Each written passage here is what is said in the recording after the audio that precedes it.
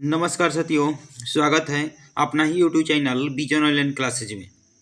हम आशा करते हैं कि आपकी तैयारी बिहार डीएलएड की काफ़ी मस्त और ज़बरदस्त तरीके से चल रही होगी। आज का हिंदी का ये प्रैक्टिस सत्र होगा। इसके पहले हम 16 प्रैक्टिस सेट करा चुके हैं, जो चैनल के प्लेलिस्ट में होगा। वहाँ से जाकर आप वीडियो को देख सकते हैं। काफ़ी मस्त और ज़बरदस्त तरीके से प्रैक्टिस सेट कराए हैं, पढ़े वहीं जो एग्जाम में पूछा जाए। तो चलिए आज के सेशन को स्टार्ट करने से पहले अगर आप मेरे चैनल को सब्सक्राइब नहीं किए हैं तो प्लीज़ चैनल को जरूर सब्सक्राइब कर लीजिएगा। डेली 7:30 बजे रात को हम हिंदी का प्रैक्टिस सेट चला रहे हैं और शाम को 5 बजे हम सामाजिक विज्ञान का प्रैक्टिस सेट चला रहे हैं। तो चलिए सेशन को स्टार्ट करते हैं। क्वेश्चन की तरफ बढ़ते हैं। पहला नंबर क्वेश्चन देख लेते हैं। पहला नंबर क्वेश्चन कह रहा है, दिए गए शब्द के पर्यायवाची शब्द का चयन करना है। यानी बादल का पर्यायवाची शब्द क्या हो जाए आपको बताना है। घन हो जाएगा कि घर हो जाएगा कि आकाश हो जाएगा कि घट हो जाएगा। तो बादल का पर्यायवाची शब्द आपको बताना है कि क्या हो जाएगा। चलिए क्वेश्चन नंबर 1 का आंसर लगाइए। क्या हो जाएगा इस क्वेश्चन का सही जवाब? बादल का पर्यायवाची शब्द ये क्या हो जाएगा। तो चलिए क्वेश्चन नंबर 1 का आंसर होने वाला है ऑप्शन नंबर ए ई जे करेक्ट हो जाएगा, नहीं घन हो जाएगा। बादल का पर्यायवाची शब्द क्या हो जाएगा? घन हो जाएगा। ए ई जे करेक्ट हो जाएगा। आगे बढ़ते हैं क्वेश्चन नंबर 2 की तरफ। क्वेश्चन नंबर 2 कह रहा है, दिए गए वाक्यांश के लिए एक शब्द दीजिए। आकाश को छूने वालों को एक शब्द में क्या कहा जाता है? तो चलिए क्वेश्चन नंबर 2 का आंसर लगाइए। क्या हो जाएगा इस क्वेश्चन का सही जवाब? आकाश को छूने वालों को क्या कहा जाता है? तो चलिए क्वेश्चन नंबर 2 का आंसर होने वाला है option number S E J correct हो जाएगा, यानी गगनचुंबी कहा जाता है। आकाश को छूने वालों को क्या कहा जाता है? तो गगनचुंबी कहा जाता है। सी ई जे करेक्ट हो जाएगा इस क्वेश्चन का सही जवाब। अगर आपको वीडियो अच्छा लग रहा है तो वीडियो को ज़्यादा से ज़्यादा लोगों तक शेयर कर दीजिए, और जितने भी भाई बहन दोस्त है, जितने भी ग्रुप व्हाट्सएप ग्रुप फेसबुक उसमें वीडियो को जरूर सेंड कर दीजिए। तो चलिए क्वेश्चन नंबर 3 की तरफ पढ़ते हैं। क्वेश्चन नंबर 3 का आ रहा है, दिए गए वाक्य का वह भाग ज्ञात करें जिसमें कोई त्रुटि है। यानी आपको गलत वाला भाग आपको बताना है किसमें गलती है। अपने से अधिक दूसरों का व्यथा से वे अधिक पीड़ित है। तो इसमें आपको बताना है कौन से भाग में त्रुटि है। पीड़ित है कि वे अधिक, कि दूसरों का व्यथा से, कि अपने से अधिक। तो चलिए क्वेश्चन नंबर 3 का आंसर लगाइए। तो चलिए क्वेश्चन नंबर 3 का आंसर होने वाला है option number A C E J correct हो जाएगा, दूसरों का व्यवस्था से। सी ई जे करेक्ट हो जाएगा इस क्वेश्चन का सही जवाब। तो चलिए अगर सही पूछ देगा तो क्या हो जाएगा? तो दूसरों की व्यवस्था से हो जाएगा। दूसरों की, यहाँ का के जगह पर क्या हो जाएगा? की हो जाएगा, तो वो सही हो जाएगा। लेकिन यहाँ त्रुटि पूछ रहा है, गलती पूछ रहा है, तो गलती कौन से भाग में है? तो ऑप्शन नंबर सी इजे करेक्ट हो जाएगा। आगे बढ़ते हैं क्वेश्चन नंबर 4 की तरफ। क्वेश्चन नंबर 4 का रहा है, रिक्त स्थान को भरने के लिए उपयुक्त शब्द का चयन करें। अधिक जनसंख्या भारत के लिए डैश है। तो इसमें कौन सा सेटेबल शब्द आएगा जो सही हो जाएगा? तो नियम, की त्रासदी, की अभिशाप, की मोक्ष। चलिए क्वेश्चन नंबर 4 कैंसिल गई है, और अपना स्कोर बताइएगा 25 में से आपका स्कोर कितना आ रहा है। तो चलिए क्वेश्चन नंबर 4 का आंसर होने वाला है ऑप्शन नंबर सी ई जे करेक्ट हो जाएगा, नहीं अभिशाप हो जाएगा। सी ई जे करेक्ट हो जाएगा। अधिक जनसंख्या भारत के लिए क्या है? अभिशाप है। सी ई जे करेक्ट हो जाएगा। आगे बढ़ते हैं क्वेश्चन नंबर 5 की तरफ। क्वेश्चन नंबर 5 कह रहा है, सुमन को यह जानकर बहुत दुख हुआ कि वह फेल हो गया है। यह कौन सा वाक्य है? तो आपको बताना है इसमें कौन सा वाक्य हो जाएगा। संयुक्त वाक्य हो जाएगा कि मिश्रित, कि साधारण, की असाधारण। तो चलिए क्वेश्चन नंबर 5 का आंसर लगाइए। तो चलिए क्वेश्चन नंबर 5 का आंसर होने वाला है option number B is correct हो जाएगा। मिश्रित वाक्य है। कैसा वाक्य है? तो मिश्रित वाक्य हो जाएगा। वी इज करेक्ट हो जाएगा। आगे बढ़ते हैं क्वेश्चन नंबर 6 की तरफ। क्वेश्चन नंबर 6 का रहा है, परोपकार शब्द में कौन सा संधि है? आपको बताना है परोपकार शब्द में कौन सा संधि है। यण संधि है, कि गुण संधि है, कि वृद्धि संधि है, कि विसर्ग संधि है। तो चलिए क्वेश्चन नंबर 6 का आंसर लगाइए। क्या होगा इस क्वेश्चन का राइट जवाब? तो चलिए क्वेश्चन नंबर 6 का आंसर होने वाला है option number B is correct हो जाएगा, यानी गुण संधि है। पूर्वपकार में कौन सा संधि हो जाएगा, तो गुण संधि हो जाएगा, वी इज करेक्ट हो जाएगा। आगे बढ़ते हैं क्वेश्चन नंबर 7 की तरफ। क्वेश्चन नंबर 7 कह रहा है रामायण शब्द कौन सा शुद्ध विच्छेदित रूप है। तो आपको रामायण का संधि विच्छेद करना है, कौन सा सही रूप हो जाएगा। तो राम जोड़ आयन कि रामा जोड़ एयन कि राम जोड़ आयन कि राम जोड़ एयन।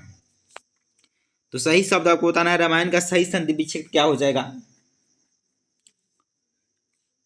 तो चलिए क्वेश्चन नंबर 7 का आंसर होने वाला है option number A C is correct हो जाएगा, यानी राम जोड़ आयन हो जाएगा, तो क्या हो जाएगा, रामायण हो जाएगा। सी इज करेक्ट हो जाएगा।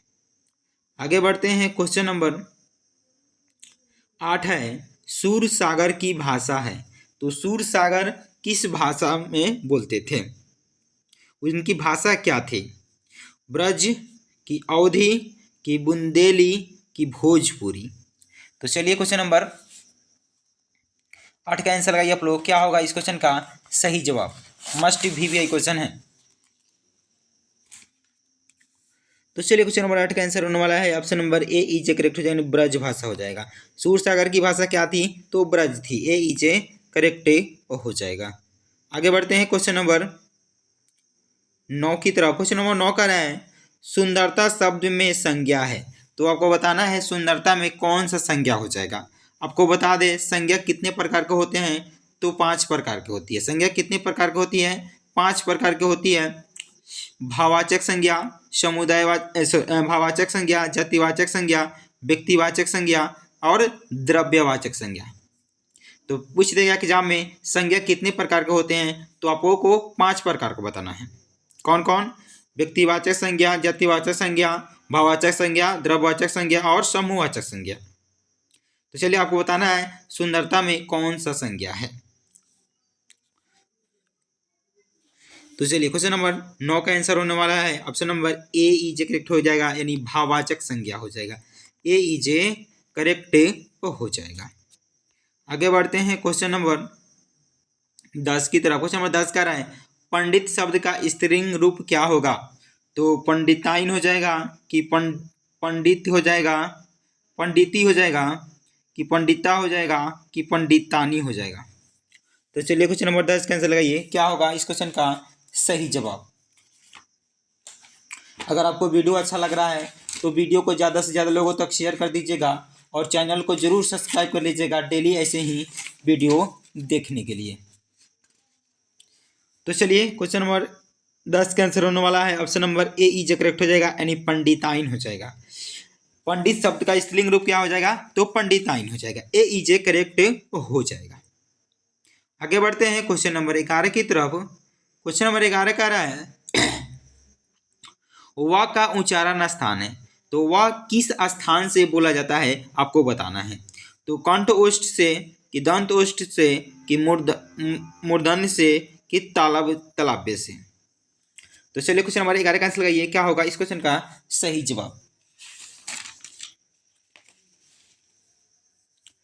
तो चलिए क्वेश्चन नंबर 11 का आंसर होने वाला है option number B is correct हो जाएगा, यानी दंत और ओठ से बोला जाता है। वो बोलिएगा, वो दांत और ओठ दोनों का प्रयोग हो रहा है, यानी वी इज करेक्ट हो जाएगा। आगे बढ़ते हैं क्वेश्चन नंबर 12 देख लेते हैं। व्यंजन को अन्य किस नाम से जाना जाता है। व्यंजन को एक और किस नाम से जाना जाता है। तो हल की अच की लुत की मूर्धन्य। तो चलिए क्वेश्चन नंबर 12 का आंसर लगाइए, क्या होगा इस क्वेश्चन का सही जवाब। व्यंजन को अन्य किस नाम से जाना जाता है। तो चलिए क्वेश्चन नंबर 12 का आंसर होने वाला है option number A is correct हो जाएगा, यानी हल हो जाएगा। आपको पूछ दें व्यंजन संधि व्यंजन वर्ण किसे कहते हैं, तो आपको बताना क्या है, जिस वर्ण के उच्चारण में स्वर वर्ण की सहायता ली जाती है उसे क्या कहते हैं, तो व्यंजन वर्ण कहते हैं। और स्वर वर्ण पूछ देगा तो क्या हो जाएगा, तो जिस वर्ण के उच्चारण में व्यंजन वर्ण की सहायता न ली जाती है उसे क्या बोलते हैं, स्वर वर्ण बोलते हैं। अब पूछ देगा वर्ण कितने प्रकार के होते हैं, तो वर्ण 2 प्रकार के होते हैं, स्वर वर्ण और व्यंजन वर्ण होते हैं। स्वर्ण वर्ण में व्यंजन वर्ण की सहायता ली जाती है। अब स्वर वर्ण में व्यंजन वर्ण की सहायता न ली जाती है और व्यंजन वर्ण में स्वर वर्ण की सहायता ली जाती है। यानी क्वेश्चन नंबर 12 का आंसर हो गया option number A is correct हो जाएगा। आगे बढ़ते हैं, क्वेश्चन नंबर 13 देख लेते हैं। क्वेश्चन नंबर 13 कह रहा है पंचानन शब्द में कौन सा समास है। तो आपको बताना है पंचानंद शब्द में कौन सा समास है। तो कर्मधारय, द्वंद्व की बहुब्रीहि की द्विगु। तो चलिए क्वेश्चन नंबर 13 का आंसर लगाइए, क्या होगा इस क्वेश्चन का सही जवाब। तो चलिए क्वेश्चन नंबर 13 का आंसर होने वाला है option number C is correct हो जाएगा, यानी बहुब्रीहि समास हो जाएगा। जिसकी 5 भुजा हो उसको क्या बोला जाता है। तो पंचानन, जिसकी 5 भुजा हो उसे उसमें कौन सा समास हो जाएगा, बहुब्रीहि समास हो जाएगा। सी इज करेक्ट हो जाएगा। पंचानन शब्द में कौन सा समास है, तो बहुब्रीहि समास हो जाएगा, सी इज करेक्ट हो जाएगा। आगे बढ़ते हैं, क्वेश्चन नंबर 14 देख लेते हैं। क्वेश्चन नंबर 14 कह रहा है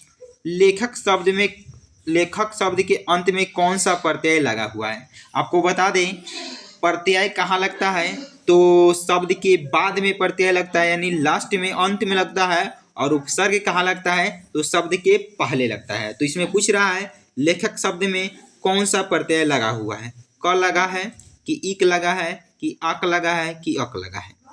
तो चलिए क्वेश्चन नंबर 14 कैसे लगाइए, क्या होगा लेखक शब्द में कौन सा प्रत्यय लगा हुआ है।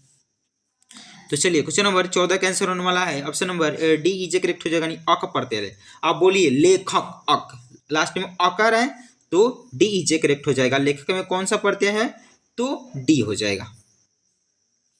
आगे बढ़ते हैं, क्वेश्चन नंबर 15 देख लेते हैं। मौन का विलोम शब्द क्या हो जाएगा।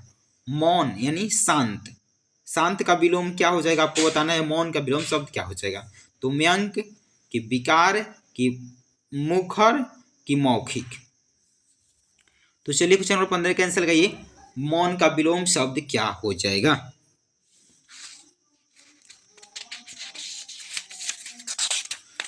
तो चलिए क्वेश्चन नंबर 15 का आंसर होने वाला है option number C is correct हो जाएगा, यानी मुखर हो जाएगा, मुखर करेक्ट हो जाएगा। आगे बढ़ते हैं क्वेश्चन नंबर 16 की तरफ। क्वेश्चन नंबर 16 कह रहा है 15 दिन में एक बार छपने वाली पत्रिका को कहा जाता है। जो 15 दिन में एक बार छपता है उसे पत्रिका को क्या कहा जाता है। वार्षिक पत्रिका की मासिक पत्रिका की पाक्षिक पत्रिका की साप्ताहिक पत्रिका। तो चलिए क्वेश्चन नंबर 16 कैंसिल लगाइए, क्या होगा इस क्वेश्चन का सही जवाब। 15 दिन में जो छपता है एक बार पत्रिका को क्या कहा जाता है। तो चलिए क्वेश्चन नंबर 16 का आंसर होने वाला है option number C is correct हो जाएगा, यानी पाक्षिक पत्रिका हो जाएगा। क्या हो जाएगा, पाक्षिक पत्रिका, सी इज करेक्ट हो जाएगा। आगे बढ़ते हैं, क्वेश्चन नंबर 17 देख लेते हैं। क्वेश्चन नंबर 17 कह रहा है जुगुप्सा कौन से रस का अस्थाई भाव है। तो आपको बताना है जुगुप्सा कौन से रस का अस्थाई भाव है, करुण का है कि शांत का है कि अद्भुत का है कि विभत्स का है। तो चलिए क्वेश्चन नंबर 17 कैंसिल लगाइए, क्या होगा इस क्वेश्चन का सही जवाब। तो चलिए क्वेश्चन नंबर 17 का आंसर होने वाला है option number D is correct हो जाएगा, यानी विभत्स हो जाएगा, डी इज करेक्ट हो जाएगा। जुगुप्सा में कौन सा रस का स्थायी भाव है, तो विभत्स रस का, डी इज करेक्ट हो जाएगा। आगे बढ़ते हैं क्वेश्चन नंबर 18 की तरफ। क्वेश्चन नंबर 18 का है श्रृंगार रस का स्थायी भाव क्या है। तो उत्साह है कि शोक है कि रति है कि हास्य है, हास्य है। तो चलिए क्वेश्चन नंबर 18 का आंसर लगाइए। तो चलिए क्वेश्चन नंबर 18 का आंसर होने वाला है option number A C is correct हो जाएगा, यानी रति है। कौन सा अस्थायी भाव है, तो रति हो जाएगा, सी इज करेक्ट हो जाएगा। आगे बढ़ते हैं क्वेश्चन नंबर 19 की तरफ। क्वेश्चन नंबर 19 कह रहा है 4 चरणों वाले चौपाई छंद के प्रत्येक चरण में कितनी मात्राएं होती हैं। तो जो 4 चरण वाले चौपाई छंद के प्रत्येक चरण में आपको बताना है कितनी मात्राएं होती है। 13 होती है, 11 कि 16 कि 24। तो चलिए क्वेश्चन नंबर 19 का आंसर लगाइए, क्या होगा इस क्वेश्चन का सही जवाब। तो चलिए क्वेश्चन नंबर 19 का आंसर होने वाला है option number C is correct हो जाएगा। यानी 16 मात्राएं होती है। कितनी मात्राएं होती है? तो 16 मात्राएं होती है। सी इज करेक्ट हो जाएगा। आगे बढ़ते हैं क्वेश्चन नंबर 20 की तरफ। क्वेश्चन नंबर 20 का रहा है हिंदी कविता में स्वच्छंद छंद रचना का सूत्रपात निम्नलिखित में से किसने किया था? तो हिंदी कविता में स्वच्छंद छंद रचना का सूत्रपात किसने किया था?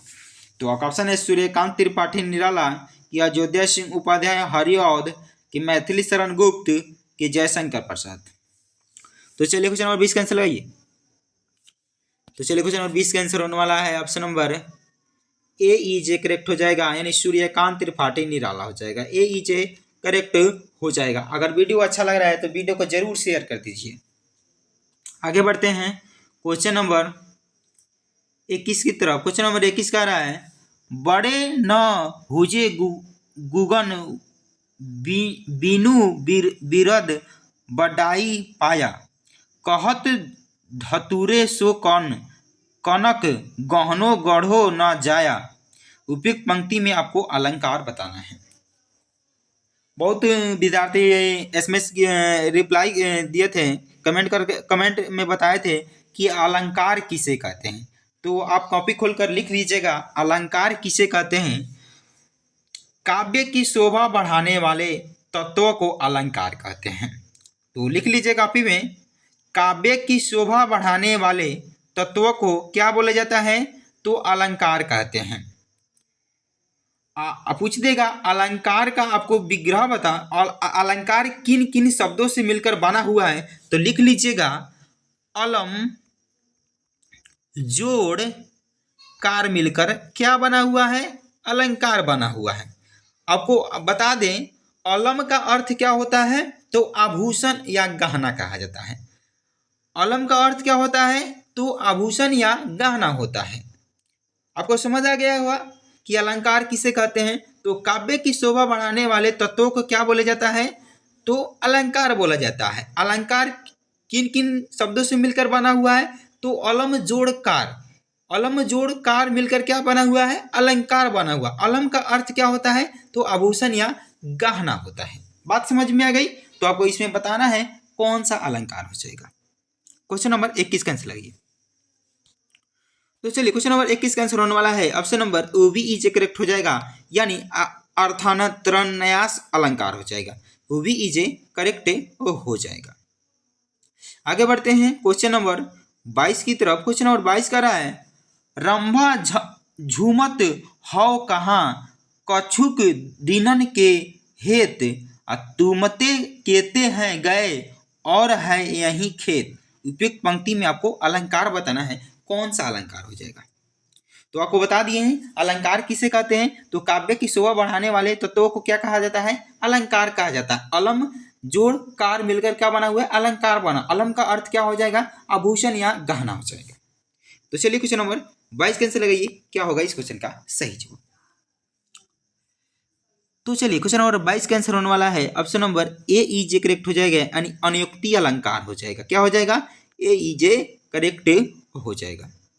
आगे बढ़ते हैं क्वेश्चन नंबर 23 की तरफ। क्वेश्चन नंबर 23 कह रहा है ध्वनि योजक चिन्ह है, मई कर के गिरी योजक चिन्ह, फिर कंदरा कलित, फिर योजक चिन्ह कानक केली योजक चिन्ह निकंज को।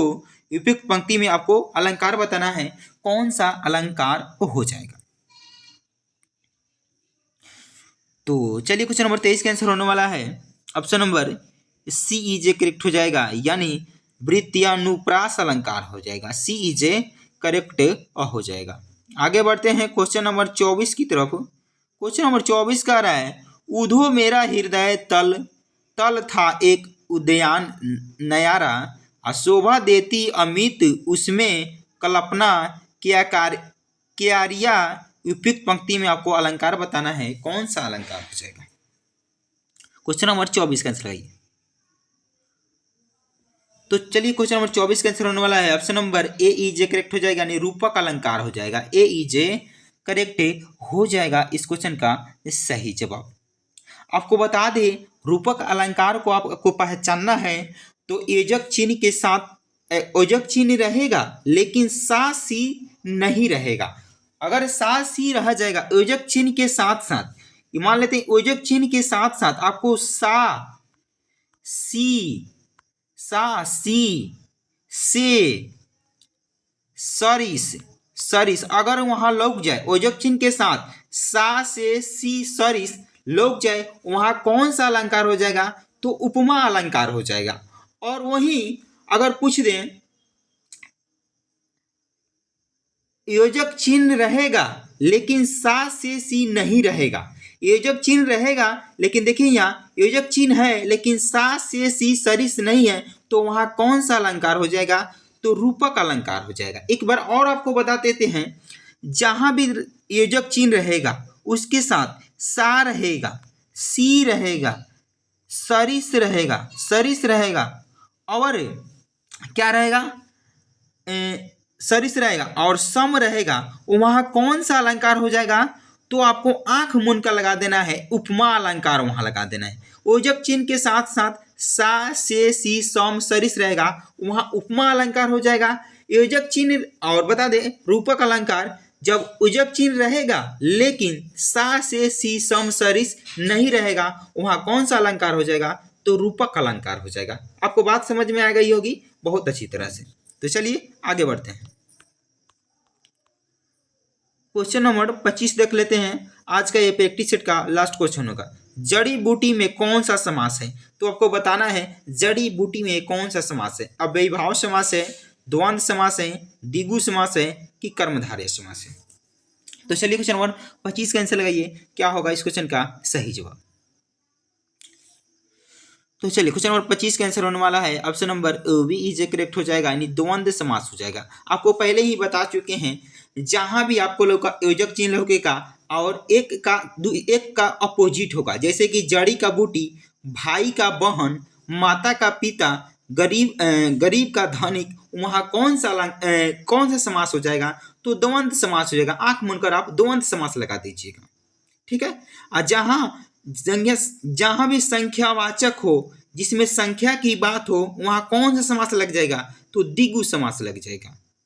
चलिए इस क्वेश्चन का राइट जवाब हो जाएगा option number B is correct हो जाएगा। चलिए फिर मिलते हैं अगले वीडियो में। अगर वीडियो आपको अच्छा लगा हो तो वीडियो को ज़्यादा से ज़्यादा लोगों तक शेयर कर दीजिएगा और चैनल को सब्सक्राइब जरूर कर लीजिएगा। डेली हम 5 बजे सामाजिक विज्ञान का प्रैक्टिस सेट चला रहे हैं और 7:30 बजे रात को एक हम हिंदी का प्रैक्टिस सेट चला रहे हैं।